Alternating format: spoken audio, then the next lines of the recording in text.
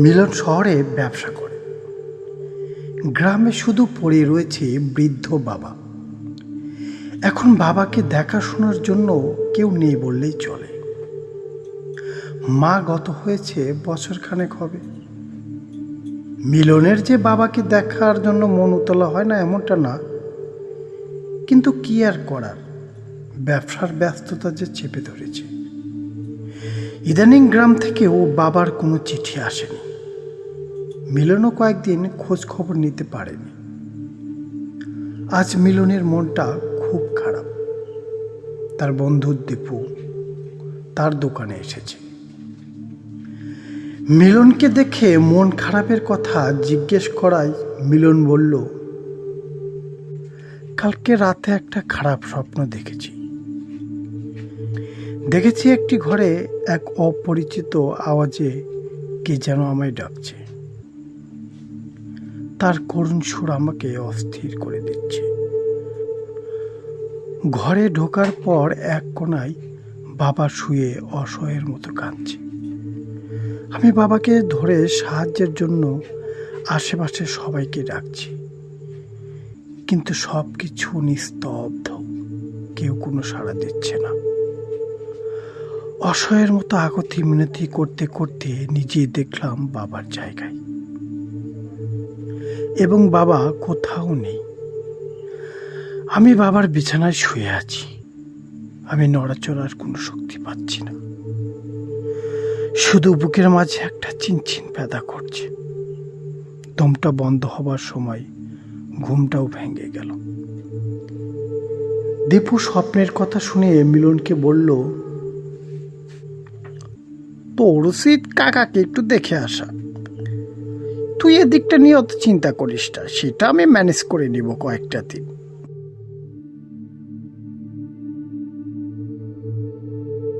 আজকের রাতের গাড়িতে মিলন বাসে। গাড়ি চলেছে তার আপন গতিতে।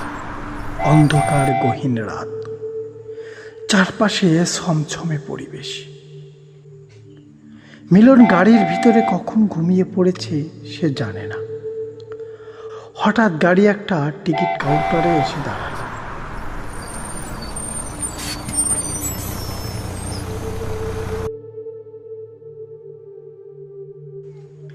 মিলনের ঘুম ভেঙে গেছে। সে আবছা আলোয় দেখার চেষ্টা করছে কি হয়েছে। একজন প্যাসেঞ্জার উঠেছে। মিলনের পাশের সিটে এসে সে বসল। আবারও গাড়ি ছুটেছে। মিলন আবারও ঘুমের চেষ্টা আছে, কিন্তু সে যেন একটা ঠান্ডা হাড় হিম করা অনুভূতি পাচ্ছে। ঘুমানোর চেষ্টা করেও ব্যর্থ। অপরিচিত লোকটাকে সে ঠিকভাবে দেখতে পাচ্ছে না। আলাপ করবে আবার ভাবছে কি না কি হয়। এক বিরক্তিকর অবস্থা। নিশ্চুপ গা ছমছম পরিবেশে বাস চলছে। হঠাৎ একটা কর্কশ গলায় কে যেন বলে উঠল,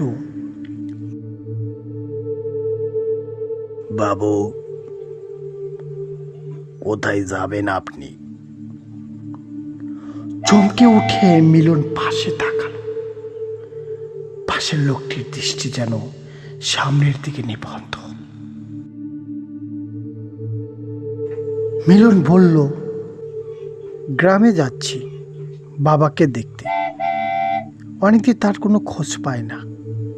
শহরে থাকি তো, ব্যবসা করি, ব্যস্ততার জন্য পেরে উঠতে পারি না। তা আপনি কোথায় যাচ্ছেন? অচেনা লোকটি বলল,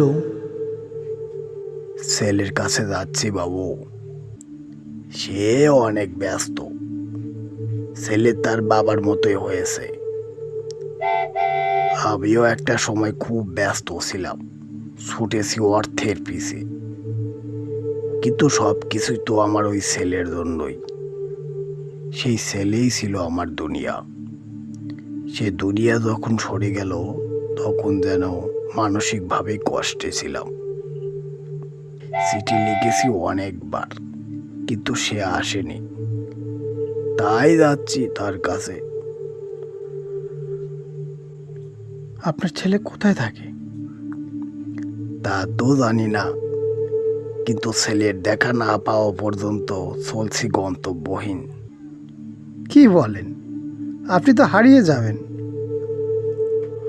লোকটি বিকট শব্দে হেসে মিলনের দিকে তাকালো আর বলল,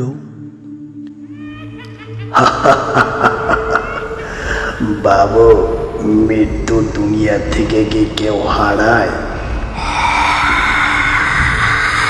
মিলন তার দিকে তাকাতেই তার দেহ ঠান্ডা হয়ে গেল। এ তো মানুষ নয়।